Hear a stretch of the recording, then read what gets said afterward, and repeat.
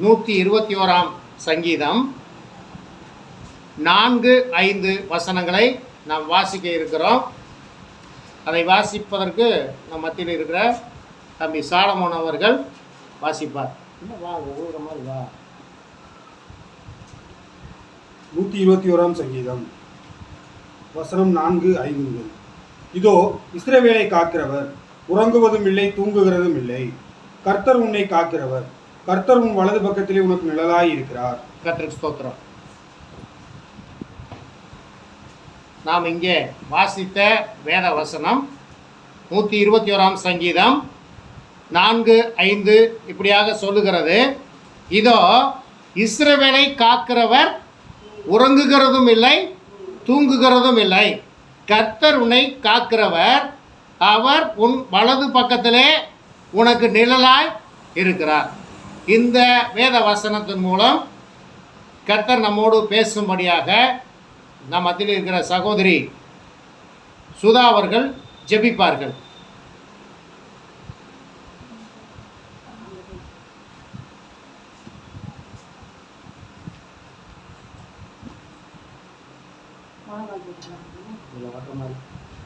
சும்மா நின்று கொஞ்சம் முன்னாடி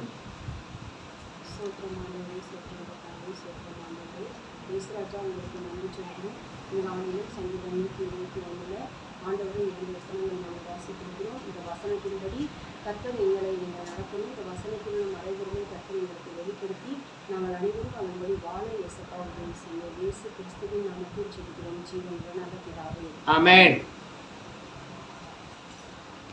இப்பொழுது நாம் செய்திக்கு நேராய் கடந்து செல்வோம்.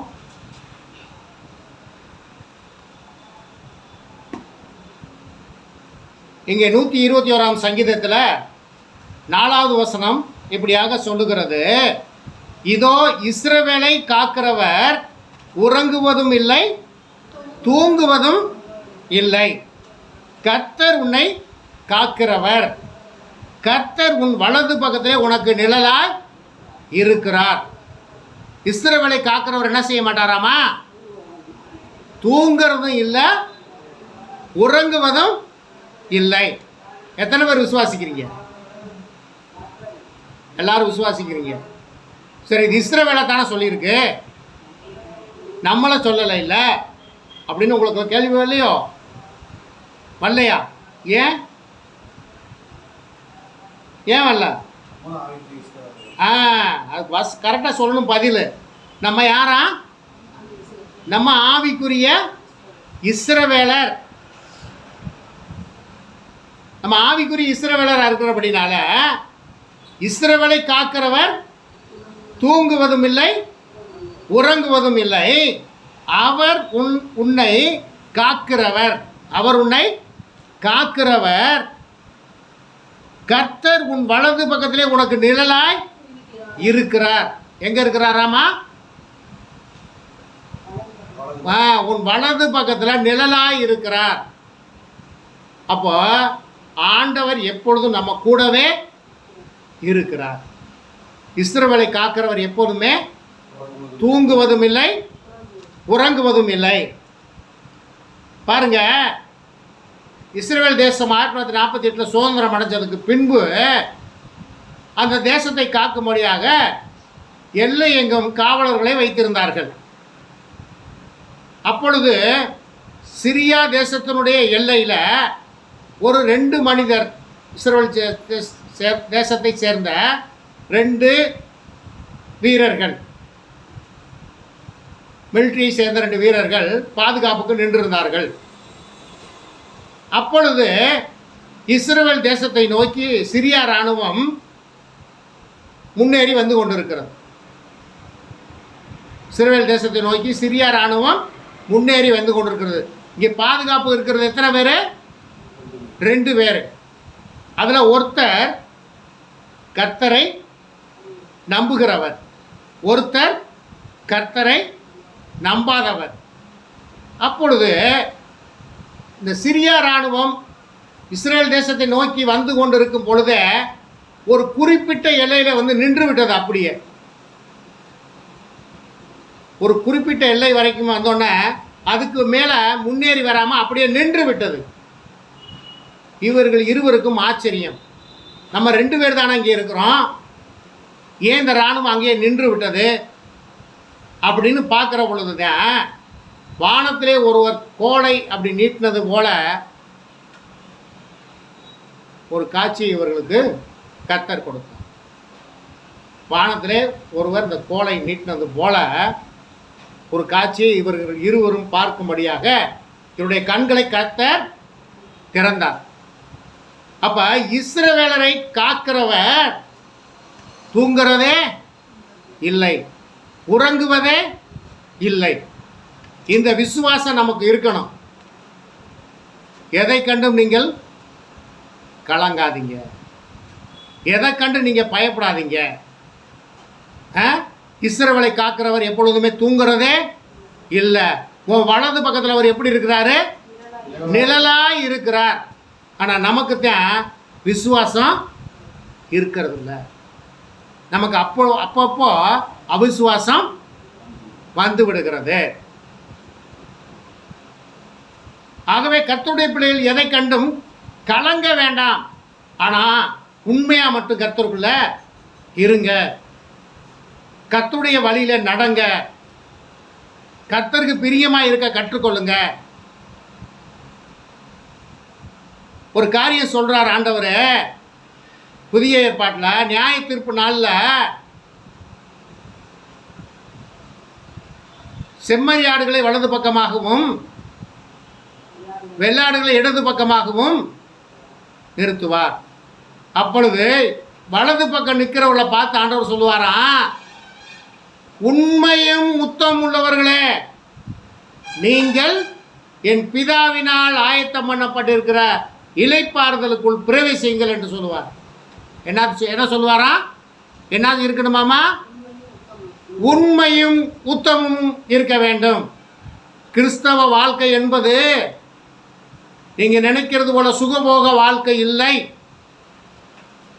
என்ன இருக்கணும் கிறிஸ்தவ வாழ்க்கையில்? உண்மையும் உத்தமமுமா இருந்தாத்தான் தேவனுடைய ராஜ்யத்தில் நீங்கள் பிரவேசிக்க முடியும். அப்போ என்ன வேணும் கிறிஸ்தவ வாழ்க்கை? நமக்கு என்ன வேணும்? உண்மை வேணும், உத்தமம்.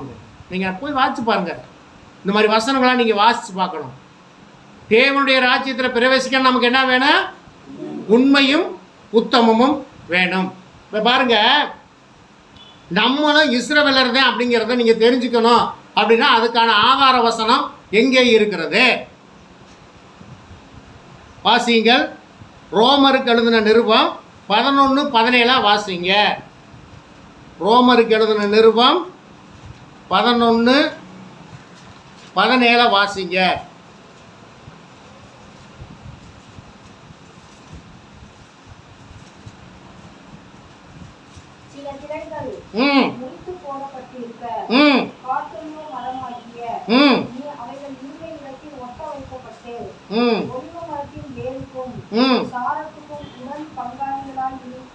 இருந்தாயானால் சில கிளைகள் முறித்து போடப்பட்டிருக்க காட்டு ஒலிவ மரமாகிய நீ அவைகள் இருந்த இடத்தில் ஒட்ட வைக்கப்பட்டு.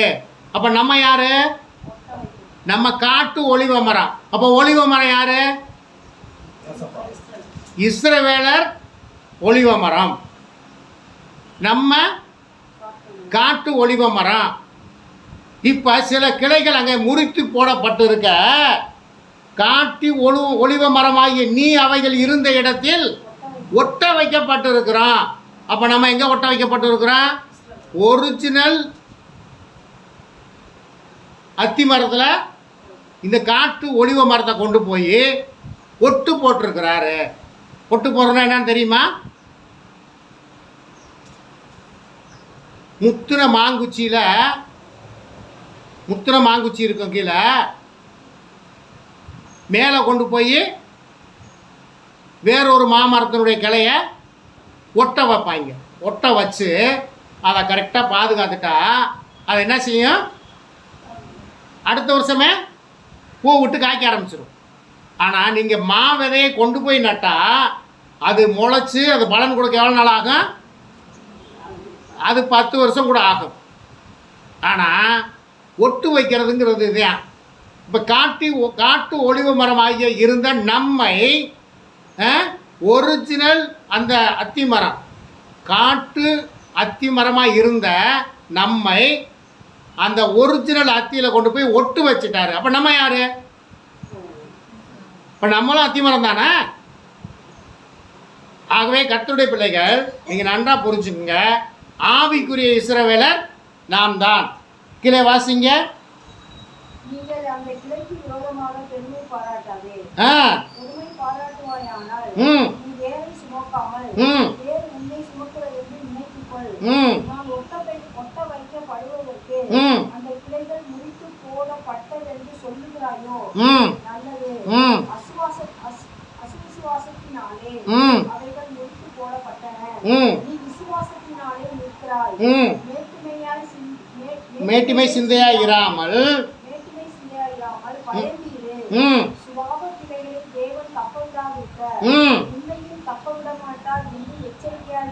சுபாவ கிளைகளை தேவன் தப்ப விடாதிருக்க உன்னையும் தப்ப விட மாட்டார் என்று எச்சரிக்கையாயிரு.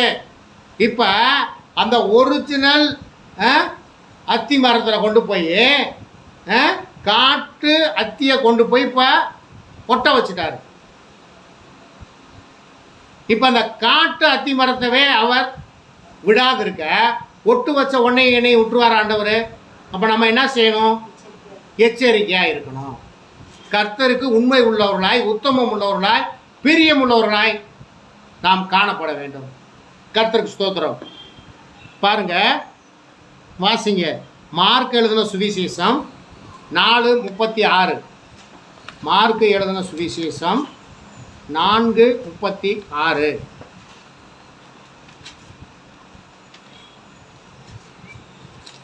அவர்கள் ஜனங்களை அனுப்பிவிட்டு அவர் படவில் இருந்தபடியே அவரை கொண்டு போனார்கள். வேறொரு படவுடன் அவருடன் கூட இருந்தது. அப்பொழுது பலத்த சுழல் காற்று உண்டாகி படவு நிரம்பத்தக்கதாக அலைகள் அதன் மேல் போயிற்று. கப்பலின் பின்னிடத்தில் அவர்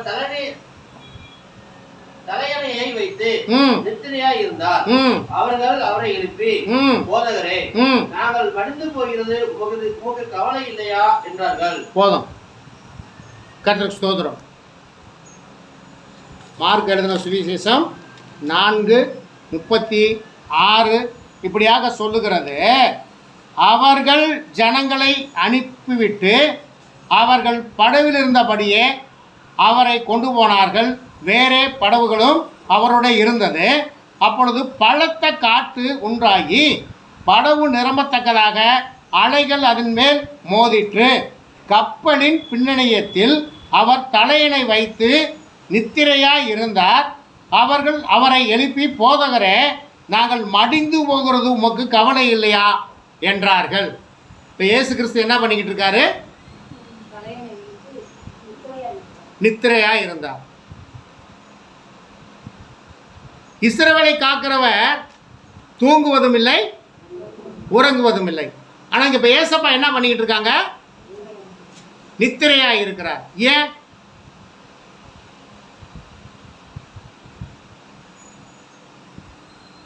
இவங்க படவுல பிரயாணம் போய்கிட்டு இருக்கிறாங்க. படவுல பிரயாணம் போய்கிட்டு இருக்காங்க. அங்கே பலத்த காற்று அடிக்குது,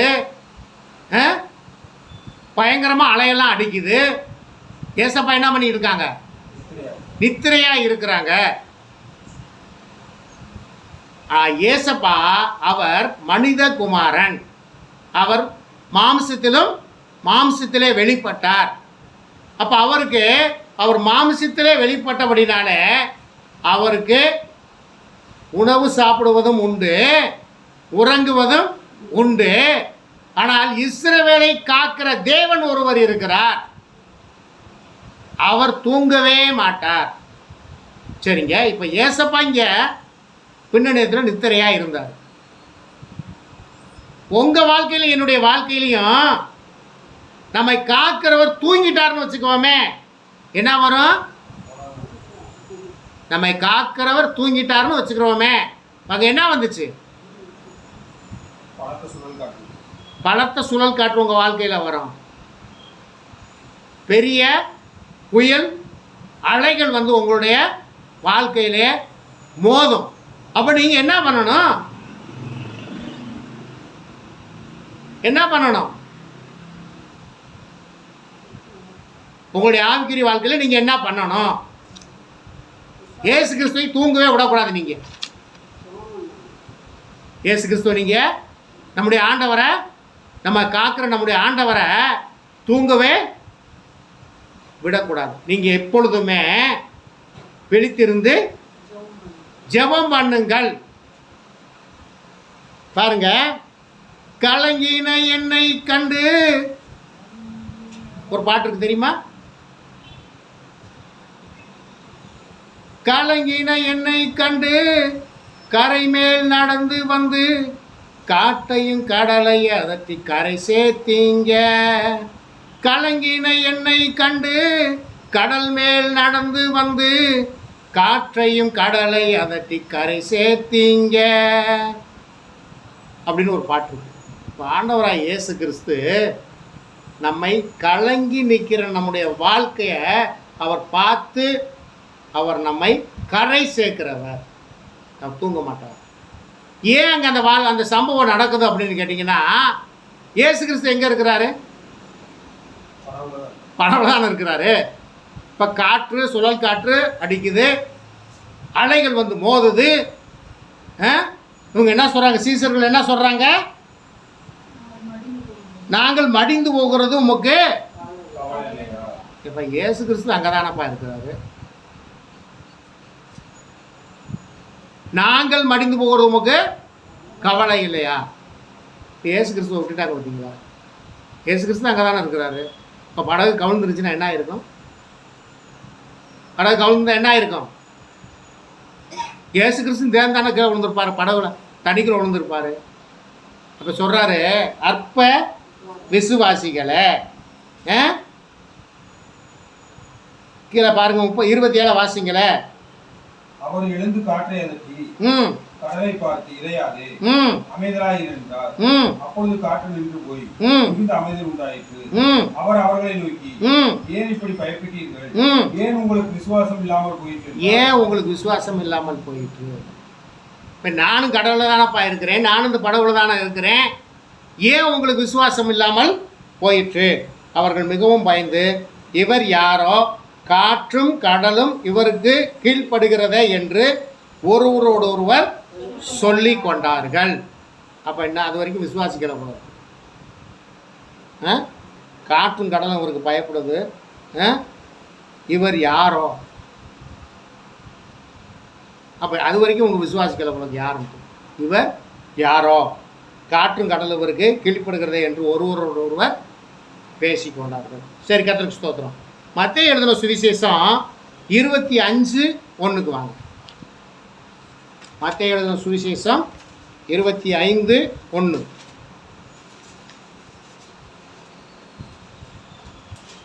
அப்பொழுது பரலோக ராஜ்யம் தங்கள் தீவெட்டிகளை பிடித்துக் கொண்டு மணவாளனுக்கு எதிர்கொண்டு போக புறப்பட்ட 10 கன்னிகைகளுக்கு ஒப்பாய் இருக்கும். இப்போ பாருங்க, 10 கன்னிகைகளை குறித்து நம்ம ஏற்கனவே ஒரு தடவை பார்த்துருக்குறோம். இப்போ இந்த 10 கன்னிகைகள் வாசிங்க. எங்கே வாசிக்கணும் அப்படின்னு கேட்டிங்கன்னா 5 வாசிங்க. மணவாளன் வர தாமதித்த போது அவர்கள் எல்லாரும் நித்திரை மயக்கம் அடைந்து தூங்கி விட்டார்கள். என்ன பண்ணிட்டாங்களாமா? இவங்க யாரும் 10 பேர் யாரா? கன்னிகைகள். மணவாளனுக்கு எதிர்கொண்டு போனாங்களாம். இப்போ மணவாளன் வர தாமதிக்குன்னு சொன்னோன்னா என்ன பண்ணிட்டாங்களா? எல்லாருமே நித்திரை மயக்கம் வந்து எல்லாருமே என்ன பண்ணிட்டாங்களாமா? தூங்கிட்டாங்க. தூங்குனது 10 பேர் இருந்தியா? தூங்குனது 10 பேர் இருந்தா. கீழே வாசிங்க. நடுராத்திரியிலே இதோ மணவாளன் வருகிறார், அவருக்கு எதிர்கொண்டு போக புறப்படுங்கள் என்கிற சத்தம் உண்டாயிற்று. இப்ப பாருங்க, நடுராத்திரியில இதோ மணவாளன் வருகிறார், அவருக்கு எதிர்கொண்டு போக புறப்படுங்கள் என்கிற சத்தம் உண்டாயிற்று. இப்போ என்ன, இவங்க தான் என்ன பண்ணிக்கிட்டு இருக்காங்க? தூங்கிக்கிட்டு இருக்காங்க. இப்போ மணவாளன் வரப்போகிறாருங்கிற சத்தம் கேட்டுருச்சு. இப்போ மணவாளன் வரப்போகிறாருங்கிற சத்தம் 10 பேருக்குமே கேட்டது 10 பேருமே எந்திரிச்சிட்டாங்க.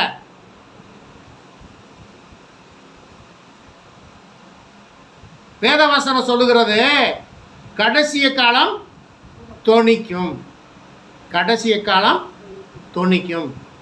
அப்பொழுது கிறிஸ்துவுக்குள் மரித்தவர்கள் முதலாவது எழுந்திருப்பார்கள். பின்பு உயிரோடு இருக்கும் நாமும் மறுரூபம் ஆக்கப்பட்டு எடுத்துக்கொள்ளப்படுவோம் என்று வேதவசனம் சொல்லுகிறது.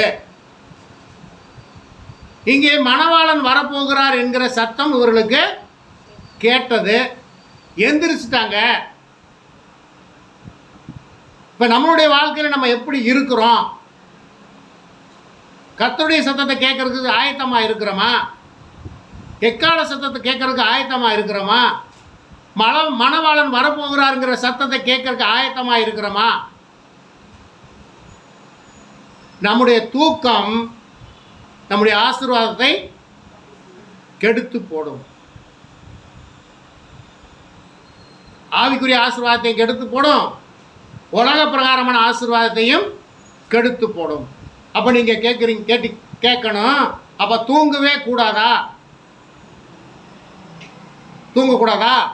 கிறிஸ்தவன், ஆவிக்குரிய கிறிஸ்தவன் தூங்கக்கூடாதா அப்படின்னு நீங்கள் கேட்டிங்கன்னா, வேதவசனம் எங்கேயும் அப்படி சொல்லலை. தூங்க வேண்டாம் என்று எங்கேயுமே சொல்லலை. ஒரு நாளைக்கு ஒரு மனிதன் எவ்வளோ நேரம் தூங்க வேண்டும் என்று சொல்லுகிறார்கள்? 8 மணி நேரம் கண்டிப்பாக தூங்க வேண்டும். 8 மணி, எத்தனை மணி நேரம்? 8 மணி நேரம் கண்டிப்பாக இளைப்பாறுதல், நமக்கு தூக்கம் தேவை. ஆகவே ஒரு மனிதன் 8 மணி நேரம் தூங்கினாலே போதுமானது. அப்புறம் நம்முடைய வாழ்க்கையில் பல காரியங்கள் இருக்கும், ஆனால் நமக்கு ஓய்வு, உறக்கம் கண்டிப்பாக தேவை. அந்த 8 மணி நேரம் நாம் தூங்கினாலே நமக்கு எப்பொழுதும் உற்சாகமாக இருப்பதற்கு கர்த்தர் பலனை கொடுப்பார். ஆகவே தூக்கத்தில் வந்துட்டு நம்ம தூங்கிக்கிட்டு இருந்தால் கூட நமக்குள்ளே என்ன இருக்கணும் தெரியுமா? நமக்குள்ளே என்ன இருக்கணும்? விசுவாசம் மட்டும் இருந்தால் போதாது, இயேசு கிறிஸ்துவை பற்றிய சிந்தை எப்பொழுதுமே இருக்கும். ஒரு ஒரு ஒரு பாடகர், கிறிஸ்துவ பாடகர் பாடியிருந்தார், நான் விடுற மூச்சும் எப்பொழுதும் இயேசு இயேசு என்று சொல்லிடுதே. நான் விடுற மூச்சு கூட எப்பொழுதும் இயேசு இயேசு என்று சொல்லுகிறதே. இப்போ நம்ம விடுற மூச்சு கூட எப்படி சொல்லணும்? இயேசு இயேசு இயேசுன்னு சொல்லணும். நம்ம எப்படியாப்பட்ட கிறிஸ்தவர்களாக இருக்கிறோம்? நாம் ஜாக்கிரதை உள்ளவர்களாக இருக்க வேண்டும். இப்போ எனக்கு கொஞ்சம் வயசானதுக்கப்புறம் சில நிதானங்கள் எனக்கு மாறுகிறது.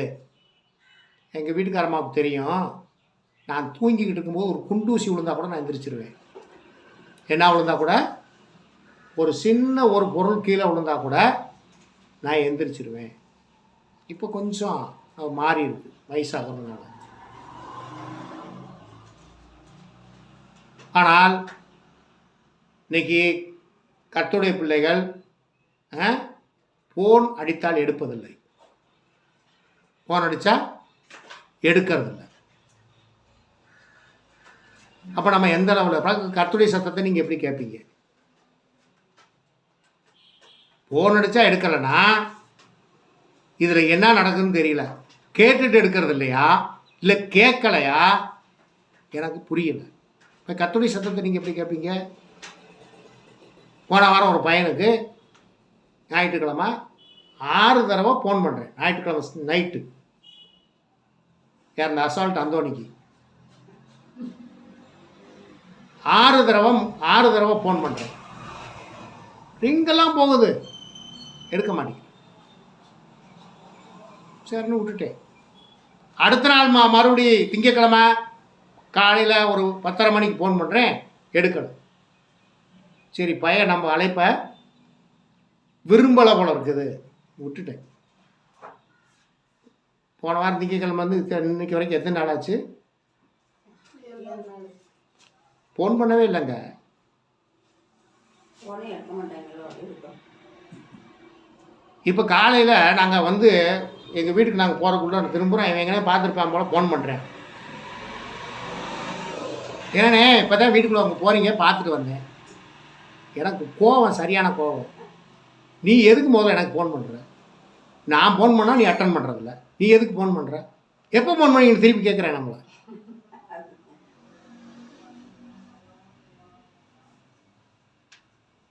நீங்கள் ஒரு வசனத்தை நீங்கள் வீட்டில் இப்போ வாசிக்க வேண்டாம்.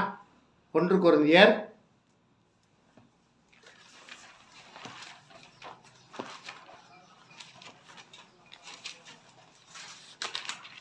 வாச்சிருங்க 1 கொரிந்தியர்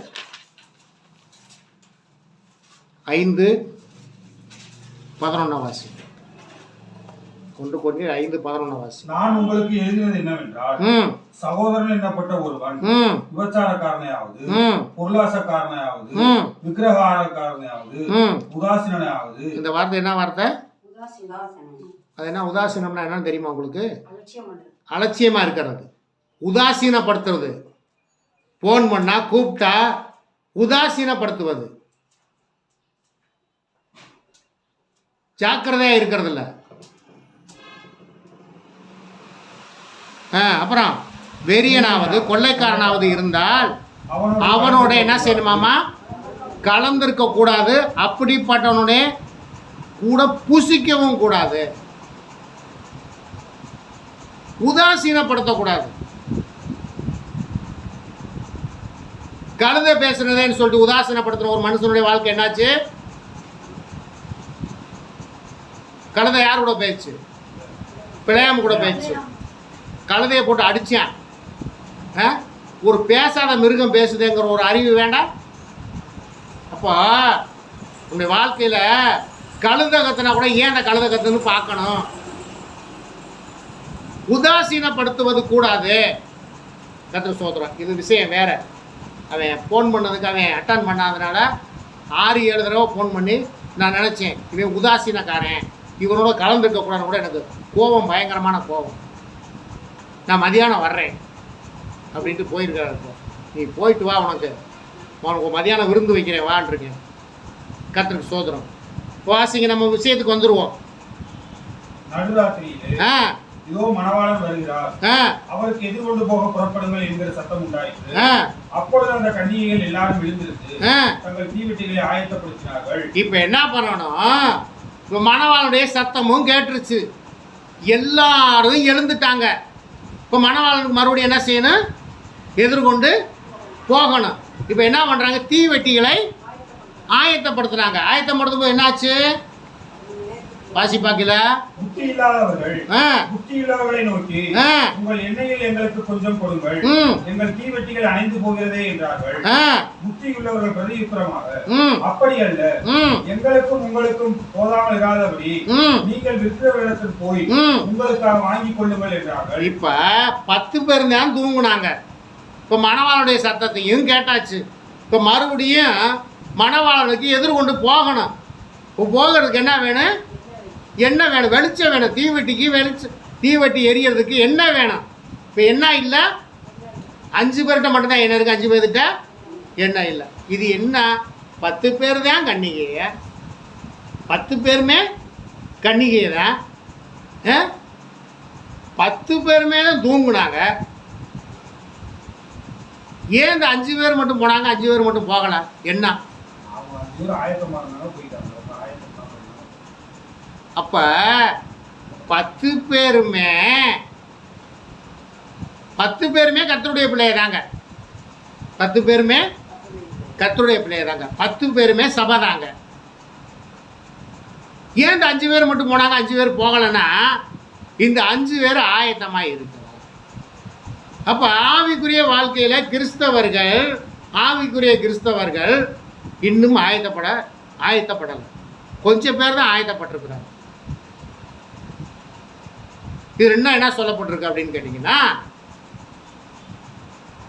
பழைய ஏற்பாட்டின் சபைதான். அவங்க இயேசு கிறிஸ்துவையும் பரிசுத்த ஆவியானவரையும் இன்னைக்கு வரைக்கும் விசுவாசிக்கல. அப்போ அவங்கள்ட்ட என்ன இல்லை? அவங்கள்ட்ட என்ன இல்லை? எண்ணெய் இல்லை. அவங்க பரிசுத்த ஆவியானவர் இன்னைக்கு வரைக்கும் விசுவாசிக்கல. அவங்கள்ட்ட என்ன இல்லை? எண்ணெய் இல்லை. புதிய ஏற்பாட்டின் சபையில் உள்ள 5 கன்னிகைகள் என்ன இருந்துச்சு? அவங்கள்ட்ட அபிஷேகம் எண்ணெயும் இருந்தது. அவங்க தேவனுடைய ராஜ்யத்துக்குள்ள பிரவேசித்தாங்க. அப்படின்னா அவங்க மெசியாவை வந்து அவங்க விசுவாசிக்கலையா? விசுவாசிக்கிறாங்க. இன்னைக்கு வரைக்கும் அழுகையின் சுவரில் போய் முட்டி முட்டி அழுதுகிட்டே இருக்கிறாங்க. என்ன அழுகிறாங்க? என்ன அழுறாங்க? மெசியாவை சீக்கிரம் வரும், மெசியாவை சீக்கிரம் வரும். இன்னைக்கு வரைக்கும் இஸ்ரவேல் ஜனங்கள் போய் முட்டி அழுகிறாங்களோ ஒழிஞ்சு மெசியா இந்த பூமியில வந்து அவர்களுக்கு உபதேசித்தார், தன்னை வெளிப்படுத்தினார் என்பதை அவர்கள் இன்னைக்கு வரைக்கும் விசுவாசிக்கிறார். பரிசுத்த ஆவியானவரையும் அவர்கள் விசுவாசிக்கிறார். ஆகவே விசுவாசித்த, ஜாக்கிரதையாக இருந்த, விழித்திருந்த 5 கன்னிகைகள் கிலவாசிங்க எடுத்துக்கொள்ளப்பட்டார்கள். அப்படியே அவர்கள் வாங்க போன போது மணவாளன் வந்து விட்டார். ஆயத்தமாய் இருந்தவர்கள் அவரோடு கூட கல்யாண வீட்டுக்குள் பிரவேசித்தார்கள். கதவும் அடைக்கப்பட்டது. இப்ப ஆயத்தமா இருந்தவங்க 5 பேரும் போயிட்டாங்க, கதவும் அடைக்கப்பட்டுச்சு. இதே மாதிரி கதவு அடைக்கப்பட்ட சம்பவம் எங்க இருக்கு வேதாகமத்துல? நோவா சொல்லிக்கிட்டே இருந்தாரு, இந்த மாதிரி தேசத்தின் மேல பெரிய மழை வரப்போகுது, காத்து கொள்றதுக்கு நீங்க வேலைக்குள்ள வந்துருங்க அப்படி சொல்லி நோவா சொன்னாரு. நோவா சொன்னது அவங்களுக்கு எல்லாத்துக்கும் எப்படியா இருந்தது? அலட்சியமா இருந்தது. கேலியும் கிண்டலும் பண்ணியிருப்பார்கள். ஏன்னா அது வரைக்கும் மழையை யாருமே பார்க்கல. இப்போ இந்த புதிய ஏற்பாட்டின் காலத்தில் இயேசு கிறிஸ்து வரப்போகிறார், இயேசு கிறிஸ்துவை ஏற்றுக்கொள், இயேசு கிறிஸ்துடைய வழியில் நடன்னு சொல்லி நம்ம சொன்னோம்னா அது ஜனங்கள் இன்னைக்கு அலட்சியப்படுத்துகிறார்கள், அதை கேலியும் கிண்டலுமாக பார்க்கிறார்கள். ஆகவே இந்த 5 கன்னிகைகள் உள்ளே போன உடனே என்ன ஆயிடுச்சு? கதவு அடைக்கப்பட்டது. அப்புறம் பின்பு மற்ற கன்னிகைகளும் வந்து ஆண்டவரே ஆண்டவரே உங்களுக்கு திறக்க வேண்டும் என்றார்கள். அதற்கு அவர் உங்களை அறியேன் என்று மெய்யாகவே உங்களுக்கு சொல்லுகிறேன் என்றார். பாத்தீங்களா? அப்ப ஆயத்தமா இல்ல, விழிப்பாய் இருக்கல, எண்ணெய் இருக்கல, அபிஷேகம் இருக்கலன்னா என்ன சொல்லுவார் ஆண்டவர்? நீங்க யார் என்று உங்களை அறியேன். ஆகவே இந்த உலகமும் கிறிஸ்தவ வட்டாரமும் இயேசு கிறிஸ்து சீக்கிரம் வரப்போகிறார் என்று சொல்லுகிறார்களே ஒழிஞ்சி அதுக்கு யாரும் ஆயத்தப்படுவதில்லை. மாறாக இந்த அழிந்து போகிற உலகத்தை நோக்கித்தான் ஓடிக்கொண்டிருக்கிறது. கிறிஸ்தவ ஜனங்கள், கிறிஸ்தவ வாழ்க்கை இந்த அழிந்து போகிற உலகத்தை நோக்கித்தான் ஓடிக்கொண்டிருக்கிறார்கள். ஆகவே விழிப்பாயிருங்கள். இதைத்தான் லூக்கா எழுதின சுவிசேஷம் 21:36 சொல்லுகிறது, எப்பொழுதும் விழித்திருங்கள். வாசிங்க, 21:36 வாசிங்க.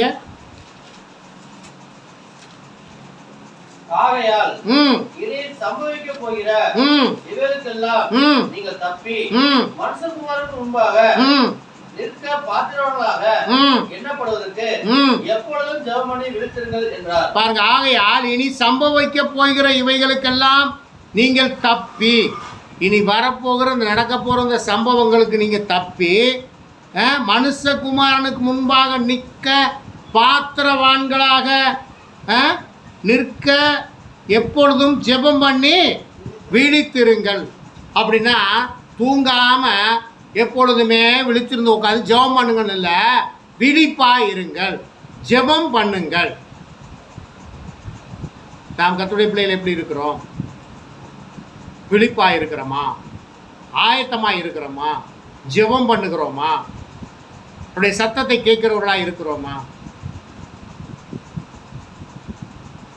எண்ணி பாருங்கள். உங்களுடைய வாழ்க்கையில் இந்த காரியங்கள் எல்லாம் எண்ணி பாருங்கள். மத்தேயு எழுதின சுவிசேஷம் 26:38 வாசிங்க. 26:38. அப்பொழுது அவர் என் ஆத்துமா மரணத்துக்கு ஏதுவான துக்கம் கொண்டிருக்கிறது. ம் நீங்கள் இங்கே தங்கி ம் என்னோட கூட விழுத்துங்கள் என்று சொல்லி ம் சற்று அப்புறம் போய் ம் முகங்குப்புற விழுந்து, ம் என் பிதாவே, ம் இந்த பாத்திரம் என்னை விட்டு நீங்க கூடுமானால் ம் நீங்கும்படி செய்யும். ம் ஆகிலும் ம் என் சித்தத்தின்படி அல்ல, ம் உம்முடைய சித்தத்தின்படியே ஆகிறது என்று ஜெபம் பண்ணினார். அப்பொழுது அவர், என் ஆத்துமா மரணத்துக்கு ஏதுவான துக்கம் கொண்டிருக்கிறது, நீங்கள் இங்கே தங்கி என்னோட கூட விழித்திருங்கள் என்று சொல்லி கெத்செமனே தோட்டத்தில் போய் சீசர்களை கூட்டிகிட்டு போய் அங்கே யாக்கோப்பையும் யோவானையும் பேதுருவையும் அதுலேருந்து 3 பேரை தனியாக கூட்டிகிட்டு போய் நீங்கள் இங்கே தங்கியிருந்து விழித்து இருங்கள் என்று இவர் சற்று அப்புறம் போய் இயேசு கிறிஸ்து ஜெபம் பண்ணினார். என்ன சொல்லியிருக்காருங்க? விழித்திருந்து ஜெபம் பண்ணுங்க. அப்படியே போட்டிருக்கு. வாசிங்க அதை. அப்பொழுது அவர், ஆ என் ஆத்துமா மரணத்துக்கு ஏதுவான துக்கம் கொண்டிருக்கிறது, ஆ நீங்கள் இங்கே தங்கி ஆ என்னோட கூட விழித்திருங்கள் என்று சொல்லி விழித்திருங்கள் என்று தான் சொல்லியிருக்குது. ஆனால் இன்னைக்கு பேசுகிற பிரசங்கம் பண்ணுகிற ஊழியக்காரர்கள்லாம் 1 மணி நேரம் ஜெபம் பண்ணக்கூடாதா? இங்கே என்ன சொல்லியிருக்கு? விழித்திருங்கள், விழிப்பாக இருக்கணும். சரி, இவங்க கீழே வாங்க, அப்படியே வாங்க. 40 வாசிங்க. பின்பு அவர் ஆ சீசர்களிடத்தில் வந்து ஆ அவர்கள் நித்திரை பண்ணுகிறதை கண்டு ஆ பேதுருவை நோக்கி, ஆ நீங்கள் 1 மணி நேரமாவது என்னோட கூட விழித்திருக்க கூடாது. இங்கேயும் கூட என்ன சொல்கிறாரு? இவங்க வந்து இவர் போய் ஜெபம் பண்ணிட்டு வரங்காட்டியும் இவங்க 3 பேருமே தூங்கிட்டாங்க. இப்போ ஆண்டவர் என்ன சொல்கிறாரு? நீ 1 மணி நேரம் கூட எனக்காக விழித்திருக்க கூடாதா? கீழே நீங்கள் சோதனைக்கு உட்படாதபடிக்கு விழித்திருந்து ஜெபம் பண்ணுங்கள். இப்போ தான் சொல்கிறாரு, நீங்கள் சோதனைக்குட்படாதபடிக்கு விழித்திருந்து ஜெபம் பண்ணுங்கள். ஆவி உற்சாகம் உள்ளதுதான், மாமிசமோ பலவீனம் உள்ளது. நம்ம மாமிசம் பலவீனம் உள்ளது தான், ஆவி உற்சாகம் உள்ளது தான். நீங்கள் என்ன செய்யறதுக்காக? விழித்திருந்து ஜெபம் பண்ணுங்க. இப்போ அவங்க தூங்குனதுனால யாரை இழந்தாங்க தெரியுமா? தூங்குனதுனால யாரை இழந்தாங்க தெரியுமா? தெரியாதா? தூங்குனதுனால இயேசு கிறிஸ்துவை இழந்தார்கள்.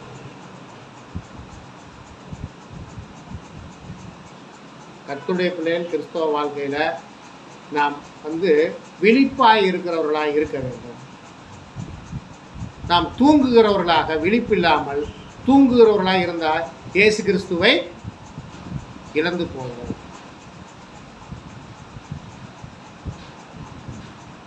ஒரு காரியம் பார்ப்போம், நமக்கு நேரம் இல்லை, சீக்கிரம் முடிச்சிடுறேன். ஒரு காரியம் சொல்கிறேன் பாருங்க. கடைதனில் தூங்கியவன் முதல் இழந்தான், பள்ளியில் தூங்கினவன் கல்வி இழந்தான், போர் படைதனில் தூங்கியவன் நாட்டை இழந்தான். கடைதனில் தூங்கியவன் முதல் இழந்தான், பள்ளியில் தூங்கியவன் கல்வி அந்த ரகத்தில் நான் எந்த ரகத்தில்? பள்ளியில் தூங்கியவன் கல்வி இழந்தான். எனக்கு டீச்சர் பாடம் நடத்துறது எனக்கு தாராட்டுறதோடு தூங்கிடுது, அதனால் கல்வியை இழந்தேன். ஒரு படைதனில் தூங்கியவன் நாட்டை இழந்தான். கிறிஸ்தவ வாழ்க்கையில் தூங்குகிறவன் பரலோகம் இழப்பான். ஆகவே விழிப்பாய் இருக்கணும்,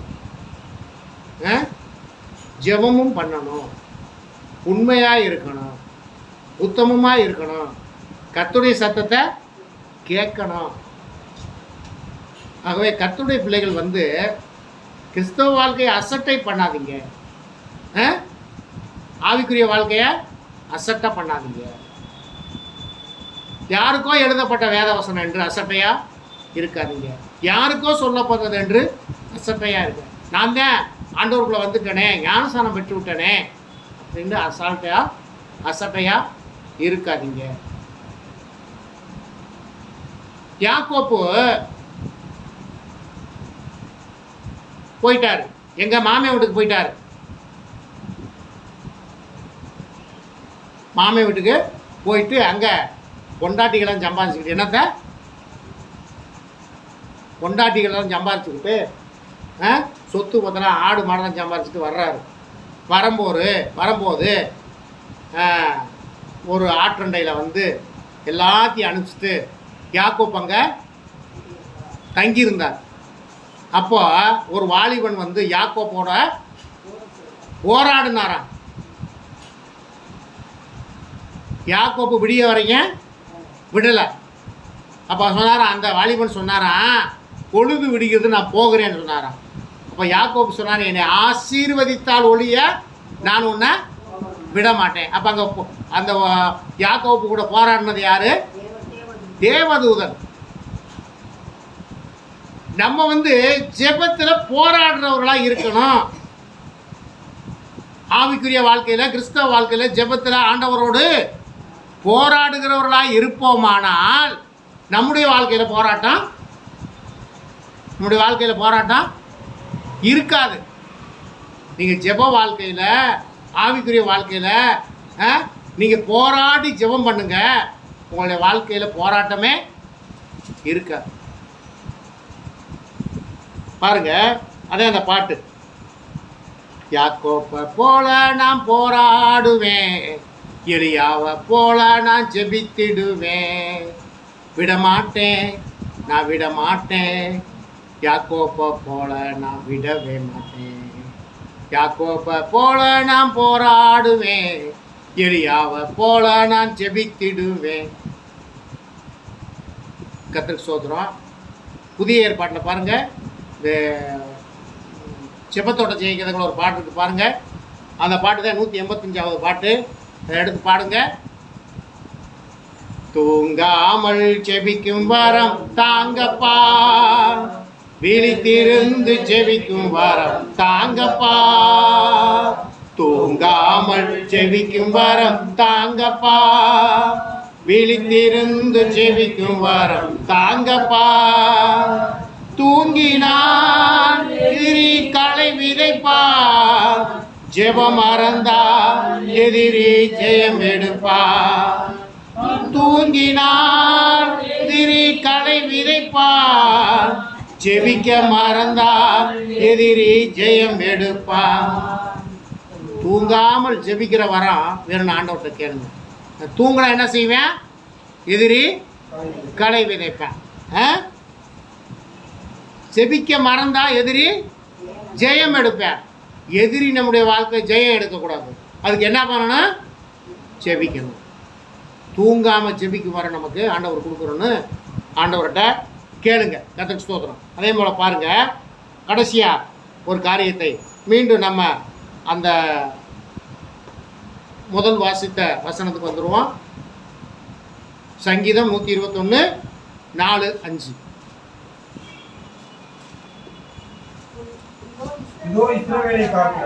இதோ இஸ்ரவேலை காக்கிறவர் உறங்குவதும் இல்லை தூங்குகிறதும் இல்லை. கர்த்தர் உன்னை காக்கிறவர். கர்த்தர் உன் வலது பக்கத்திலே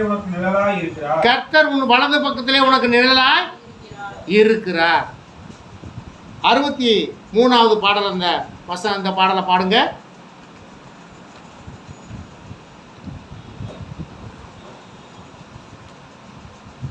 உதவி வரும் கண்மலை நோக்கி பார்க்கின்றேன், வானமும் வையமும் படைத்தவரை நான் பார்க்கின்றேன். உதவி வரும் கண்மலை நோக்கி பார்க்கின்றேன், வானமும் வையமும் படைத்தவரை நான் பார்க்கின்றேன். கால்கள் தள்ளாட விட மாட்டார், காக்கும் தேவன் உறங்க மாட்டார். கால்கள் தள்ளாட விட மாட்டார், காக்கும் தேவன் உறங்க மாட்டார். இஸ்ரவேலை காக்கிறவர் என்னாலும் தூங்க மாட்டார். இஸ்ரவேலை காக்கிறவர் என்னாலும் தூங்க மாட்டார். இஸ்ரவேலை காக்கிறவர் என்னாலும் தூங்க மாட்டார். ஆனால் இஸ்ரவேலை காக்கிறவர் தூங்க மாட்டார். இஸ்ரவேலுடைய ஜனமாகிய ஆவிக்குரிய இஸ்ரவேலராகிய நாம் தூங்குகிறவர்களாக காணப்படக்கூடாது. விழிப்பாயிருங்கள், விழித்திருந்து ஜெபம் பண்ணுங்கள், ஜாக்கிரதையாக இருங்கள், அவர் சத்தத்துக்கு செவி கொடுங்கள், உதாசீனக்காரனாக இருக்காதீங்க. ஆகவே கர்த்தருடைய பிள்ளைகளை நீங்கள் ஆவிக்குரிய வாழ்க்கையில் விழிப்பாயிருங்கள், விழித்திருந்து ஜெபம் பண்ணுங்கள். நாம் தூங்குகிறவர்களாக இருப்போமானால் இயேசு கிறிஸ்துவை இழந்து போவோம். ஆகவே கர்த்தருடைய பிள்ளைகள் நாம் கர்த்தருடைய சமூகத்தில் நம்மை தாழ்த்துவோம், நாம் ஜெபிப்போம். கர்த்தர் நம்மை ஆசீர்வதிப்பார். அன்பின் பரலோக பிதாவை, இந்த வேலைக்காய் நாங்கள் நன்றி செலுத்துகிறோம். வேறு மட்டுமாக ஏசப்பா, நீங்கள் எங்களோடு ஆண்டவரே நீங்கள் பேசுனீங்களே ஆண்டவரே, நாங்கள் விழிப்பாக இருப்பதற்கு, நாங்கள் விழித்திருந்து ஜெபம் பண்ணுவதற்கு ஏசப்பா, உங்கள் சத்திய வசனத்தின் மூலம் நீங்கள் எங்களோடு இடைப்பட்டீங்களே, அதற்காக நாங்கள் உங்களுக்கு நன்றி செலுத்துக்கிறோம். கர்த்தாவே, வந்திருக்கிற உங்கள் மக்கள் ஒவ்வொருவரையும் நீங்கள் பேர் ஆசீர்வதிங்க. இங்கே நாட்கள் இந்த வார்த்தையை கேட்ட ஆண்டவரே, நாங்கள் ஒருவரும் ஆண்டவரே உங்கள் வருகையிலே ஆண்டவரே விட்டு போகாதபடிக்கு புத்தியுள்ள அந்த 5 கன்னிகைகளை போல நாங்கள் காணப்பட்டு உங்கள் வருகையிலே ஆயத்தமாக இருந்து உங்கள் ராஜ்யத்தில் எடுத்துக்கொள்ளப்படுவதற்கு உதவி செய்யுங்க. உங்கள் நாமம் மட்டும் மையப்படும். இயேசு கிறிஸ்துவின் நாமத்தினால ஜெபிக்கிறோம் எங்கள் ஜீவனுள்ள நல்ல பிதாவே, ஆமென். என் ஆத்துமாவே கர்த்தரை ஸ்தோத்திரி, என் முழு உள்ளமே பரிசுத்த நாமத்தை ஸ்தோத்திரி. என் ஆத்துமாவே கர்த்தரை ஸ்தோத்திரி, கர்த்தர் செய்த சகல உபகாரங்களையும் மறவாதே, ஆமென். நம்முடைய பிதாவாகிய அன்பும் கர்த்தராகிய இயேசு கிறிஸ்துவின் கிருபையும் பரிசுத்த ஆவியானுடைய அந்நியனைக்கும் கர்த்தரை தொழுது கொண்ட கர்த்தருடைய பிள்ளைகள் நம்மோடும் உலகத்தில் உள்ள எல்லா பரிசுத்தவான்களோடும் என்றும் என்றும் சதா காலம் நிலைத்திருப்பதாக, ஆமென். அல்லேலூயா, அல்லேலூயா, அல்லேலூயா. கர்த்தர் தாமே உங்களை நிறைவாய் ஆசீர்வதிப்பாராக. கர்த்தருக்கு ஸ்தோத்திரம், கர்த்தருக்கு ஸ்தோத்திரம்.